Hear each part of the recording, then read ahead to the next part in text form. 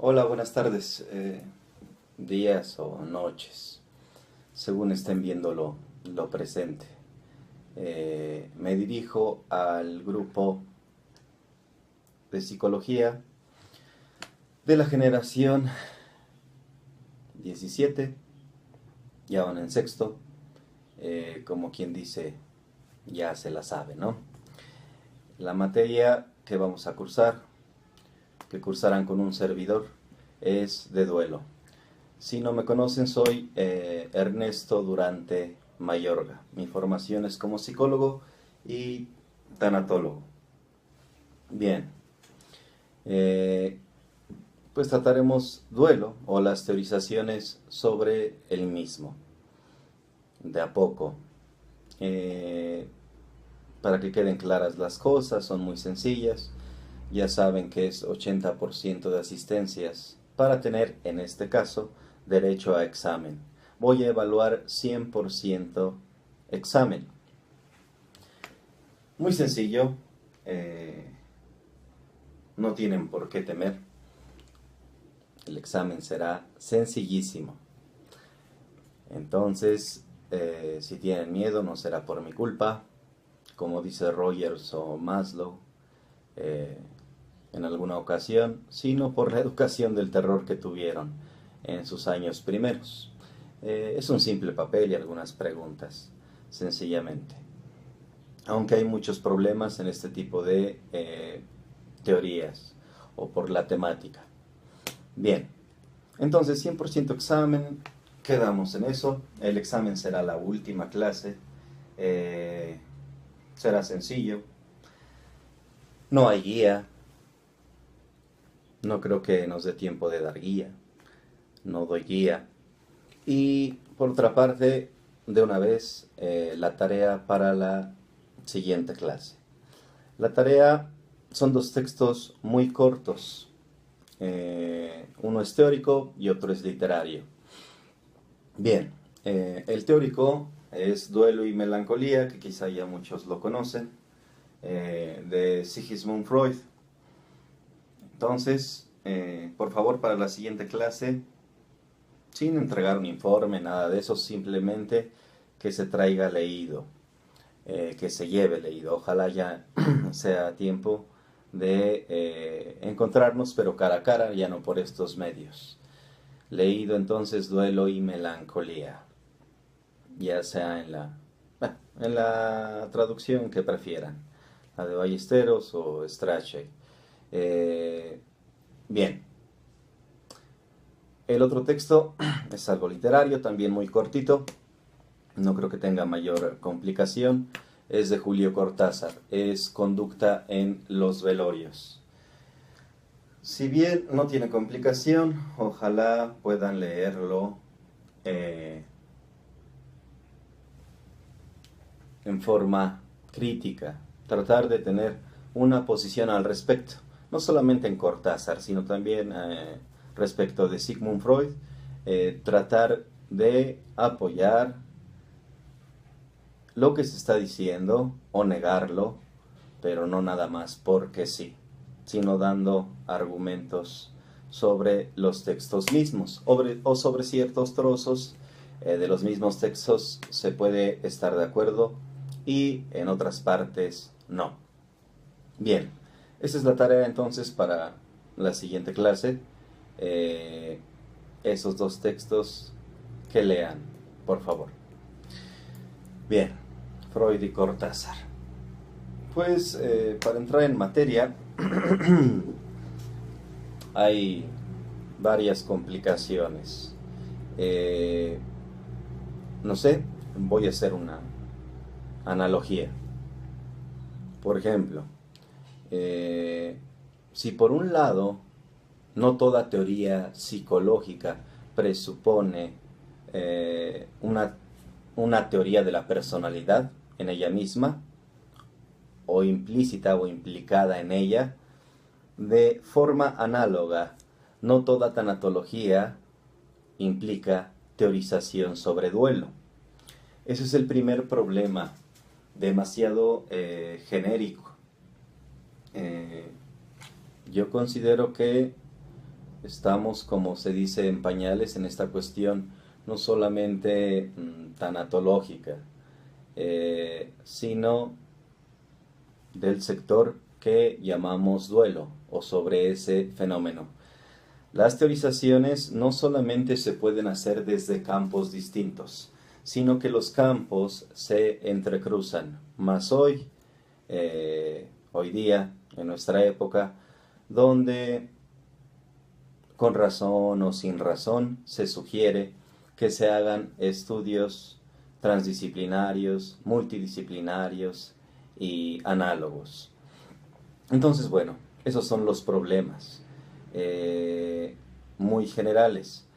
En la institución, por supuesto, no en teoría de duelo, pero al menos en la cuestión tanatológica, el doctor Marco Antonio Polo Scott, ya lo deben saber, deben estar enterados, lo supongo, dividió la tanatología en 4 campos, áreas o si quieren venas o vertientes, que es la psicotanatología, la tanatología social, la tanatología médica y la tanatología educativa.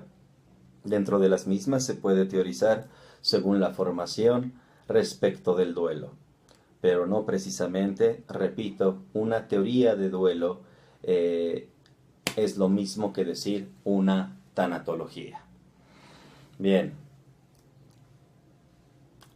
ahora, comencemos, si no hay dudas. No creo que haya dudas, no puede haber dudas por este medio, lastimeramente, porque, bueno, yo no estoy acostumbrado a estar trabajando de esta forma, sino a interactuar con ustedes. Se aprovecha mucho de lo que piensan o de sus experiencias respecto de cualquier temática.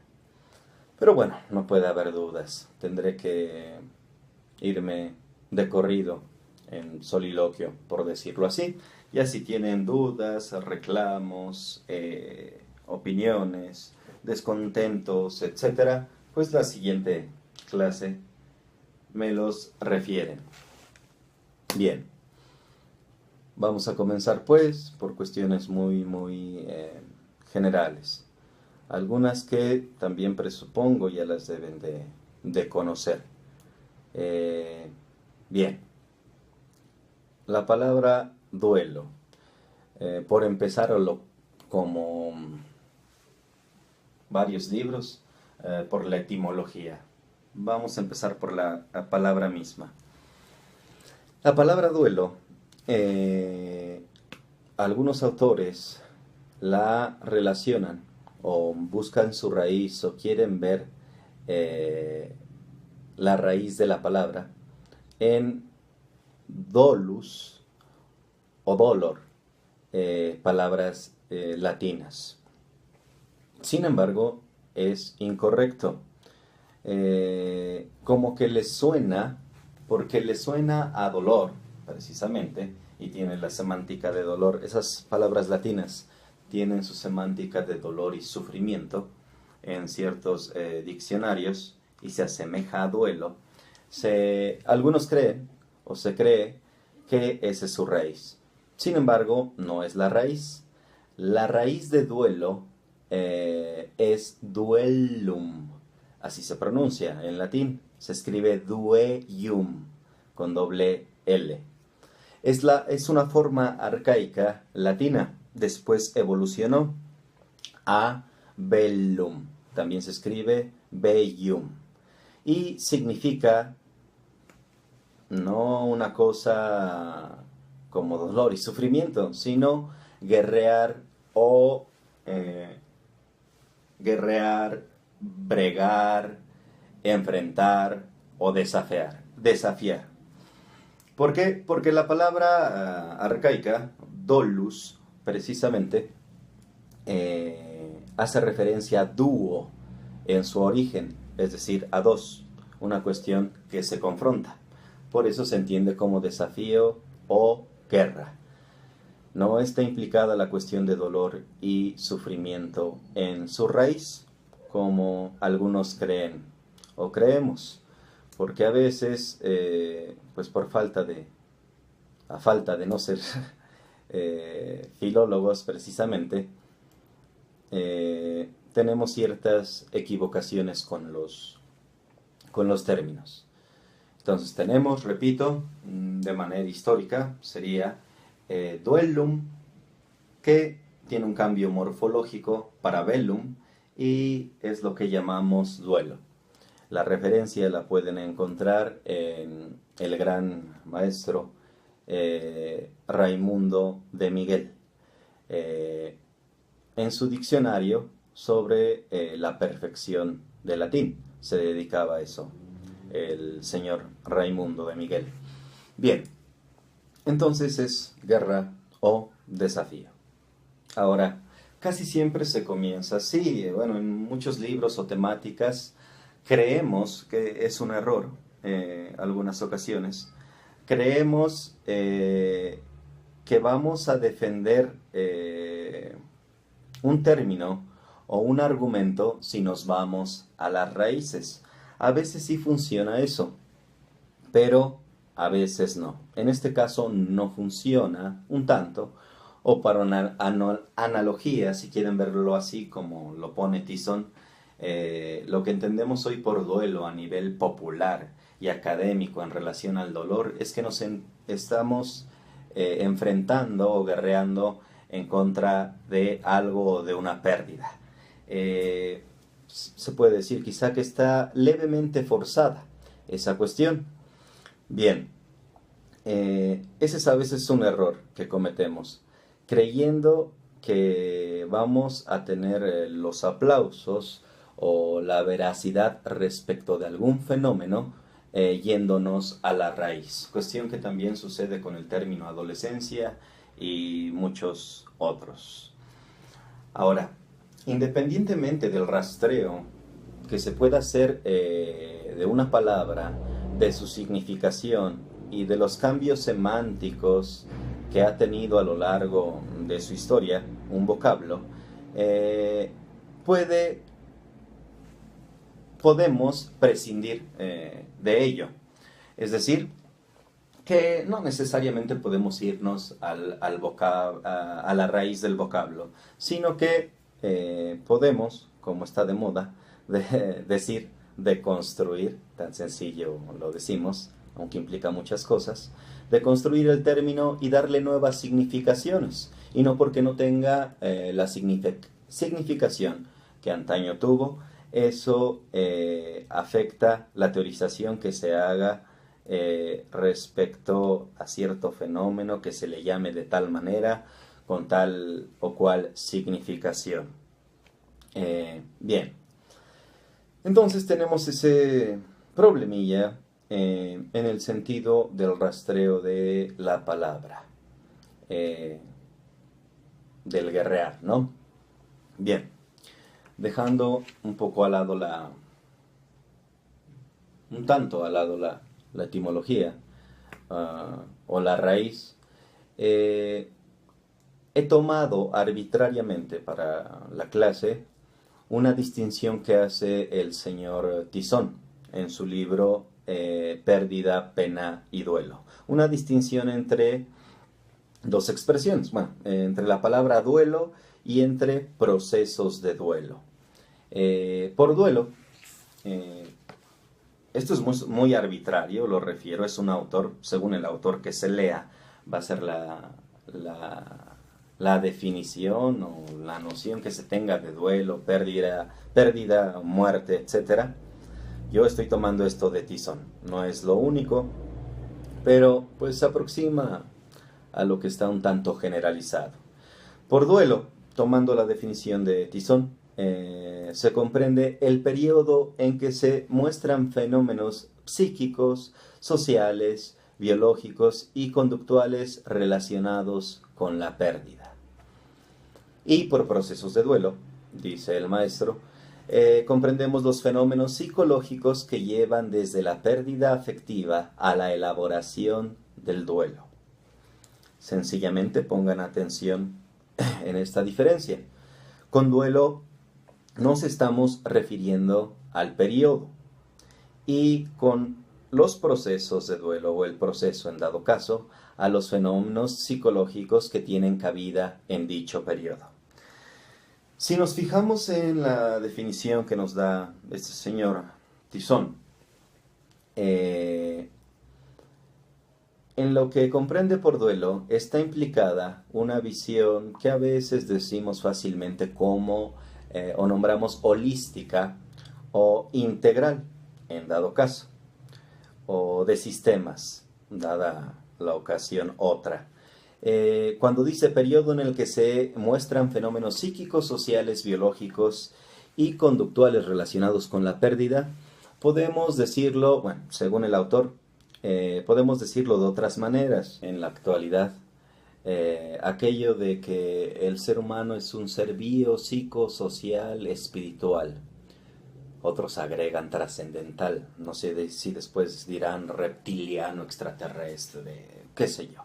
Es dependiendo la visión de cada quien. Pero pues comulgamos en la moda de entender o pretender entender a completud un fenómeno. Los debates epistemológicos no me voy a meter ahí, pero hay muchas formas de mencionarlo. También en teoría de crisis tenemos el sistema CASIC. Por ejemplo, se considera a la persona como un sistema donde están los niveles o sectores cognitivo, afectivo, somático, interpersonal y conductual. Bien, es la moda, o a veces está bien defendido esta cuestión integral, y en duelo también se tiende a tener o a postular tal mirada. En los procesos que refiere Tizón, pues nada más refiere psicológicos, sociales, biológicos y conductuales. Pero alguien puede quitar o poner algún otro sector, según la formación que tenga, su inteligencia o la consideración que tenga sobre el humano. Bien, pues, tenemos, aparte de las dos cuestiones generales, de que la mayor parte de teóricos, repito, considera el duelo como algo procesual, como un trabajo, como una elaboración. Por otro lado, también es muy general considerar al duelo en relación al afecto. Si bien no específicamente o a nivel parcial, la mayor parte de teóricos pone atención al afecto, sí hacen énfasis, no exclusivo, quiero decir, pero sí hay una insistencia sobre el afecto, el amor, el apego, la catexia, la investidura o como se nombre en diferentes campos o formaciones. Es curioso este último punto, el del afecto, el que la mayor parte de tanatólogos refieran que el afecto está implicadísimo, ¿no? En procesos, bueno, en duelo. ¿Por qué es curioso? Porque al oír a los tanatólogos, a los que somos tanatólogos, solemos referir, por otra parte, que consideramos que si bien no toda pérdida va a implicar o va a desencadenar un duelo, sí todo duelo implica una pérdida. La cuestión está en lo siguiente. Todo duelo implica pérdida porque estamos ante un fenómeno de pérdida significativa. Pero se nos olvida o se nos pasa, como lo damos por obvio, que el término significativo tiene mucho más relación con la cognición o con el cerebro, por decirlo de una manera muy amplia, que con el afecto o el corazón, si lo decimos de manera más campechana. Bien, hay algunos problemas ahí de terminología, en determinados autores. Bien, tenemos las definiciones o la distinción de Tizón entre procesos de duelo o proceso de duelo, y también estas dos cuestiones generales acentuadas, repito, en la mayor parte de teóricos. El afecto y entender el duelo como algo procesual o que implica un proceso, elaboración o trabajo. Ahora, vamos a pasarnos a otro punto muy general, que se presume tiene que ver con clasificación o tipología. Se habla de tipos o clases de muerte, de tipos o clases de duelo y de tipos o clases de pérdida. Yo voy a desdeñar el primer punto, los tipos de muerte. ¿Por qué los desdeño? O al menos la expresión esto de muerte absoluta, muerte accidental, etc. Los desdeño porque si echamos una mirada siquiera al libro clásico, por su erudición, de Vincent Thomas, Antropología de la Muerte, la inmensa cantidad de adjetivaciones que sobre la muerte recaen es sorprendente.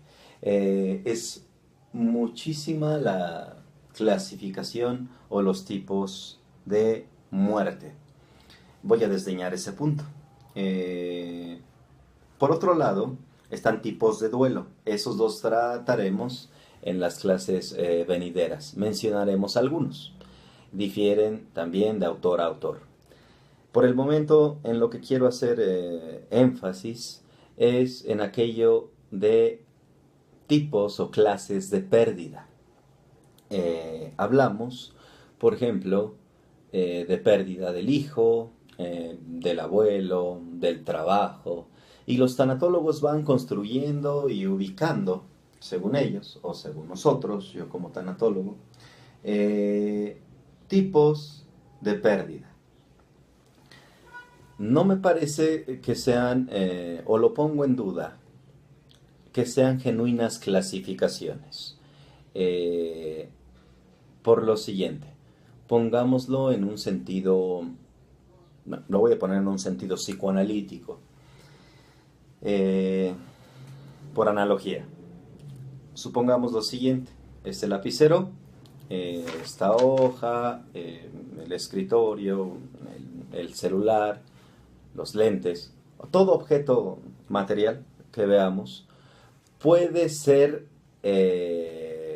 susceptible, previo desplazamiento, de convertirse en objeto fóbico. Ahora bien, si todo objeto del mundo puede ser susceptible, previo desplazamiento, aclaro, de convertirse en objeto fóbico, sería una tontería estar clasificando todos los objetos del mundo. Comprendido esto, trasladémoslo a la pérdida. Si todo objeto, si quieren llamarle objeto significativo, o el objeto al que se dirige nuestro amor, nuestra catexia, precisamente por la misma catexia, puede desencadenar con su pérdida determinado tipo de duelo, entonces resultaría la misma ridiculez. No me parece que sea una verdadera clasificación o clasificaciones o tipologías lo que se están viniendo haciendo. No es tal. La genuina sería la freudiana, que ya ahí localizarán en Duelo y Melancolía, es de sabor aristotélico. Genuina porque precisamente Aristóteles nos vino a aclarar que no existe ciencia de lo particular.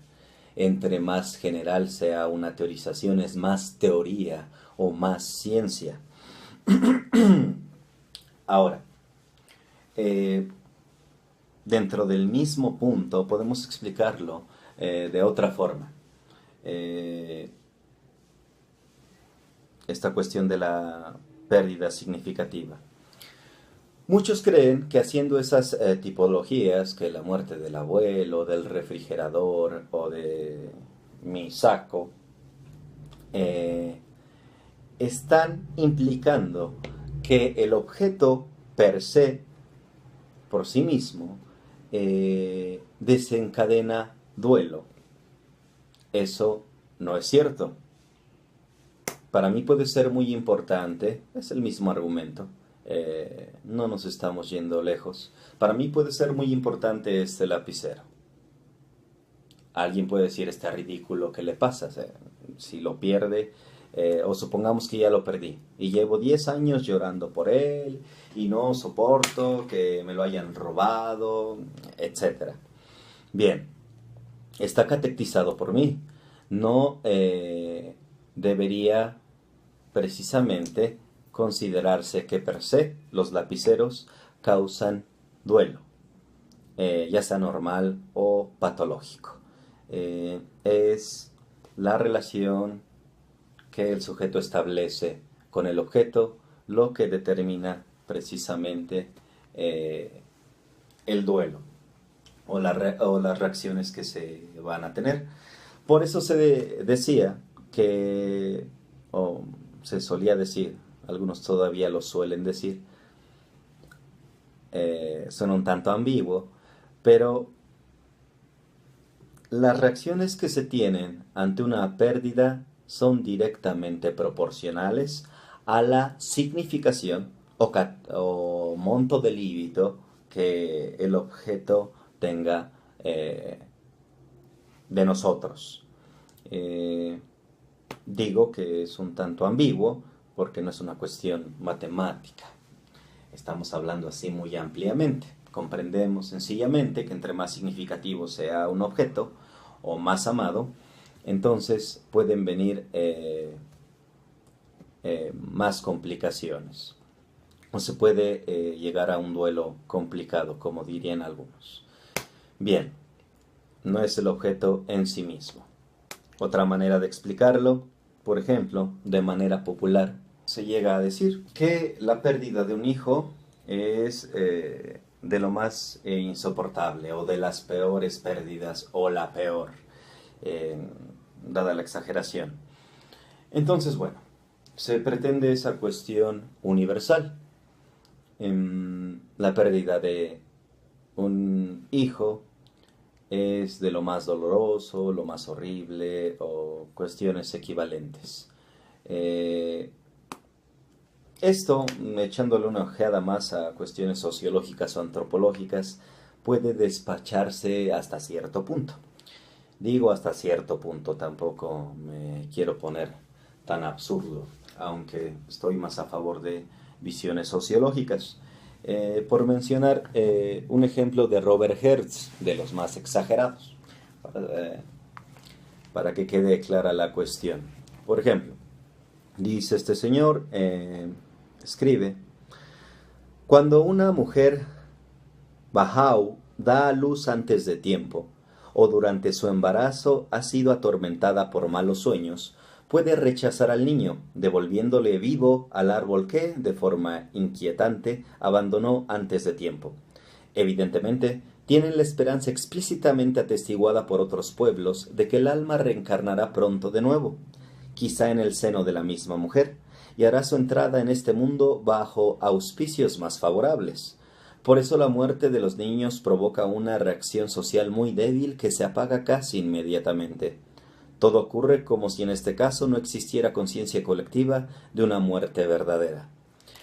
Esto es lo que refiere el durkheimiano Robert Hertz. Es un ejemplo de los más exagerados, para darnos cuenta de que debemos tener cuidado en ciertas cuestiones que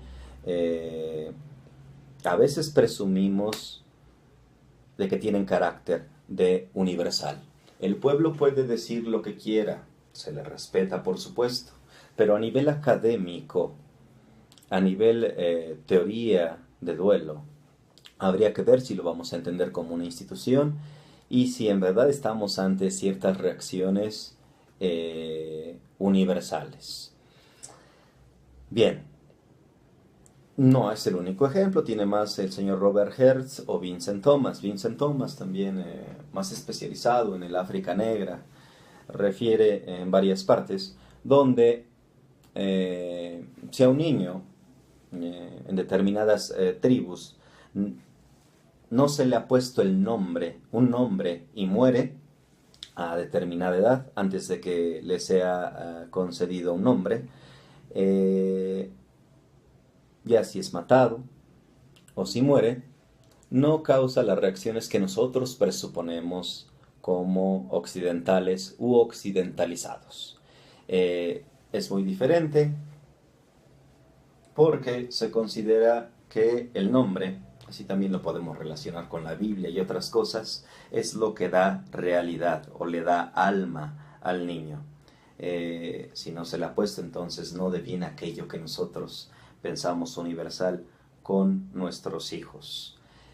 Bien, ahí hay una condición o un condicionamiento sociocultural. No digo una determinación absoluta, pero también tendríamos que tenerlo bien en cuenta. Y regresando, pues hay muchas personas que hasta la muerte del niño, o la muerte del esposo, novio, novia, qué sé yo, presupone o presupondría una alegría quizá indecible o un descanso, dada la ocasión. Tenemos que tener bien en cuenta eso y escuchar a la persona. No mirar desde un esquema fijo o muy pétreo. ¿Por qué?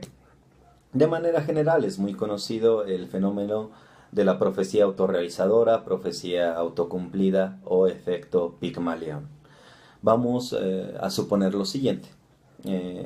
Lo digo de forma muy bruta, muy general. Supongamos que una persona, un paciente, nos solicita y no tiene problematización en tanto el duelo, ¿vale? Y sabemos que se murió su madre, su hijo, qué sé yo, lo que ustedes quieran.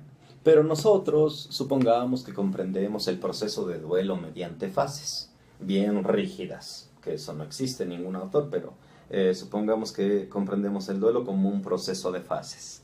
Aunque no tenga algo el sujeto, por la manera de dirigirnos nosotros para con él, mediante el esquema o los prejuicios teoréticos que tengamos, podemos hacer que se reproduzcan en él hasta en orden, precisamente aquello que suponemos. Por eso se llama profecía autorrealizadora. De manera popular y a nivel explícito, es como lo que dicen a veces algunas personas. Síguele diciendo pendejo a tu niño y se la va a creer. Lo mismo, pero a nivel no explícito. Tratemos a una persona como inteligente, sin referir explícitamente que es inteligente, y la persona va a comenzar a tener conductas que concuerden con el esquema mediante el cual la miramos o la tratamos. Bastante conocido ese efecto que llaman teoría, aunque no estoy de acuerdo que sea una teoría. Lo explica muy bien Robert Merton. Porque no hay que nombrar a esos trozos de teoría psicosocial, bueno, de estudios psicosociales, perdón, teorías, no son teorías propiamente. Bueno, abusados con esa cuestión, entonces, con las presuposiciones que hagamos. Porque, finalmente, si bien en nuestra cultura llega un padre, digamos, a quien se le ha muerto su hijo o lo mataron, y hace 2 semanas, supongamos eso, y refiere no tener ningún problema, que no tenía mucha relación con él, etc. Si bien podemos sospechar que puede ser una reacción patológica, no nos olvidemos que deberíamos dejarlo en sospecha y no inducir ciertos estados o sintomatología en el paciente o la persona. Bueno, sí sería bastante extraño que alguien se presentara dentro de nuestra cultura sin algún tipo de sintomatología o referencias si es que su hijo se murió, pero no demos por hecho absoluto que eso indica la necesidad de psicoterapia o algún tipo de tratamiento. Bueno, pues tenemos esta cuestión general de problemas respecto de la pérdida y las clasificaciones. La clasificación que revisarán en Freud, de una vez adelantándonos, es genuina. Si es una verdadera clasificación. Los tipos de pérdida que pueden desencadenar duelo o melancolía, o más bien los tipos de objetos cuya pérdida pueden desencadenar duelo y melancolía, serían objetos, bueno, pérdida de objeto tangible o pérdida de un objeto intangible. Así de sencillo entre comillas por los presupuestos psicoanalíticos. Si los ensamblamos ya no es una cuestión sencilla. Pero tenemos entonces que todo objeto tangible puede ser susceptible de generar duelo o melancolía, claro, teniendo en cuenta la previa catectización de dicho objeto. Y también objetos intangibles. Los objetos tangibles nos quedan muy claros, ¿no? Un libro, una mesa, un pañuelo, unos lentes, etc. Y por otro lado, los intangibles, la pérdida del trabajo, quizá del salud, de una esperanza, de una presuposición, etc. También puede desencadenar duelo o melancolía. En la siguiente clase revisaremos el texto freudiano. Por el momento, dichas estas cuestiones generales, vamos a pasarnos a un modelo que no es de mi agrado, pero me parece un modelo obligado, referencia obligada, a quien le decían la señora de la muerte de manera despectiva. Vamos a pasarnos al modelo de la señora Kübler-Ross, la doctora Kübler-Ross. Una ocasión, y estoy de acuerdo con mi maestro, con el doctor Marco Antonio Polo Scott, refirió que sí se le agradece mucho a nivel histórico lo que hizo la doctora Kübler. Pero entre Kübler y el señor Freud hay un abismo. Y yo diría que habría que ponerle más abismos a esa separación entre autores. Una simple mirada a cualquier artículo de Freud en comparación a cualquier libro de la doctora Kübler-Ross hará notar al lector inmediatamente que pues a nivel teoría se queda corta la maestra. Bien, no por eso se le debe de quitar mérito. Sus méritos los tiene a nivel histórico, a nivel de estudio descriptivo, y también tiene muchísimas nociones psicoanalíticas.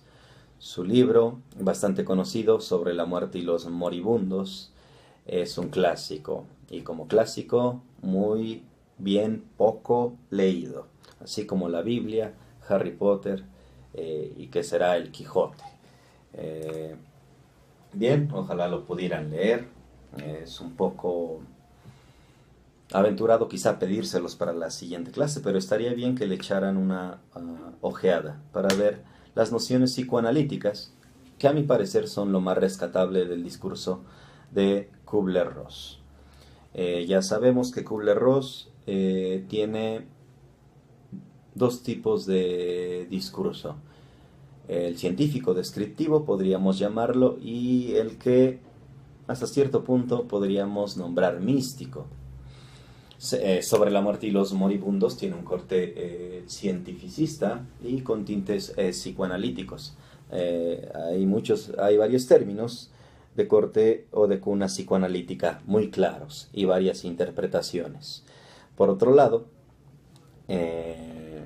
como en libros de la muerte, Un amanecer, ya la señora no va a seguir por el camino de lo científico, sino que se convierte o se vuelve al misticismo. Por ejemplo, es una gran diferencia en lo que respecta a su libro sobre la muerte y los moribundos. Hay una parte donde refiere que la creencia en otras vidas es precisamente muestra de una negación a la muerte, así como lo pone Ernest Becker en El eclipse de la muerte.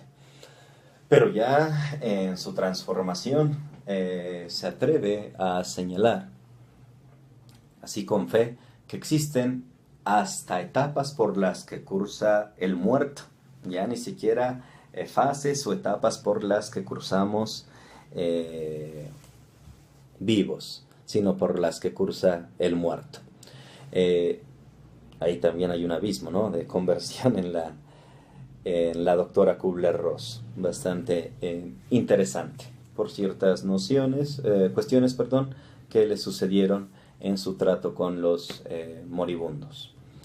Ahora, el modelo de Kübler-Ross de fases o etapas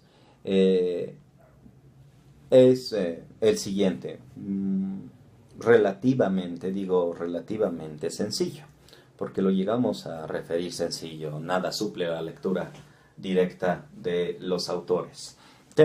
Lo tenemos que saber como el AEIO, digamos. Tenemos las fases que comienzan por negación, sigue la ira, posteriormente el pacto, regateo o negociación, sigue la depresión y hasta el final la aceptación.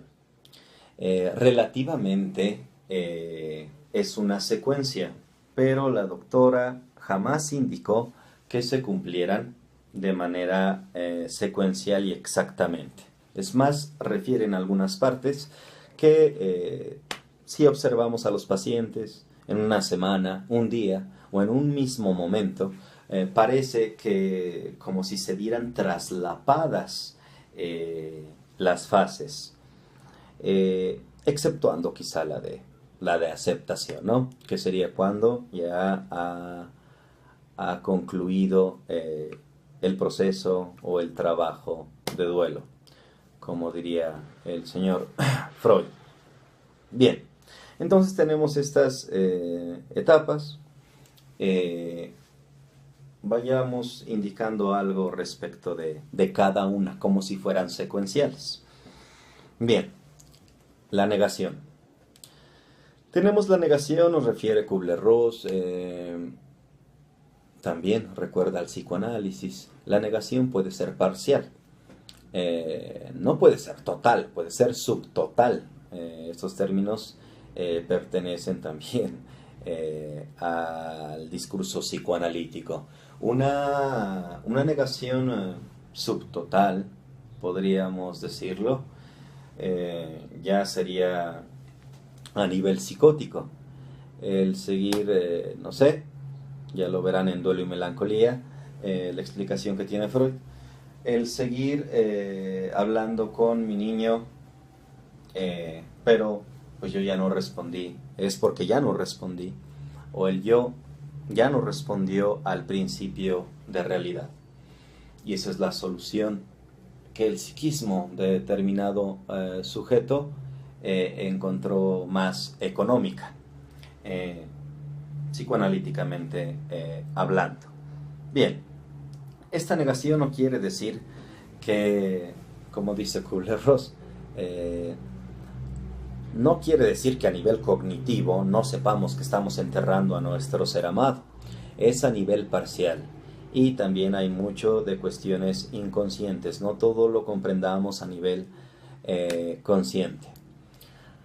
Hay ciertas expresiones de Kübler-Ross en cuanto a la negación, cómo reaccionan ante la noticia las personas, tanto de su propia muerte como la de otro.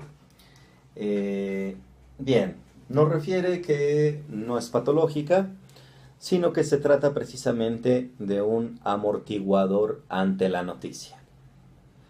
Ahora bien, en este momento que dije que la negación no es patológica, en todo teórico del duelo,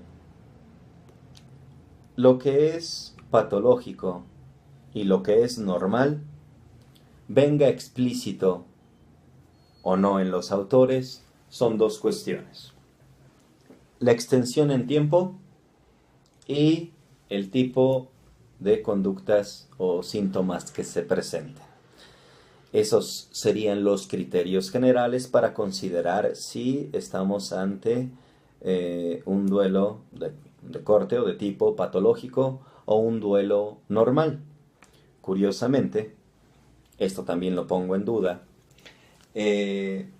yo defendería lo social. Para decir qué conductas o qué síntomas indican patología y cuál es el tiempo que indica algo patológico, eso es según teniendo en cuenta lo sociocultural.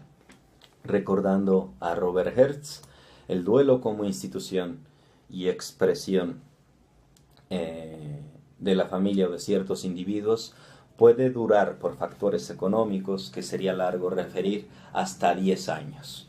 Pero estamos refiriéndonos con Robert Hertz no a sociedades occidentalizadas, sino a sociedades de corte arcaico. Bien, entonces tenemos, volviendo, la negación, ya según sea esto considerado en determinadas sociedades, un tipo de amortiguador, dice Kübler-Ross.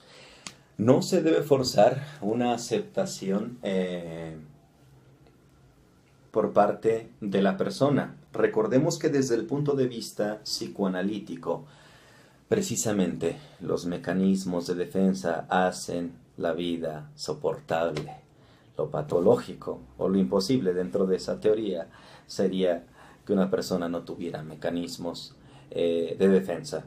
De similar consideración es Kübler-Ross.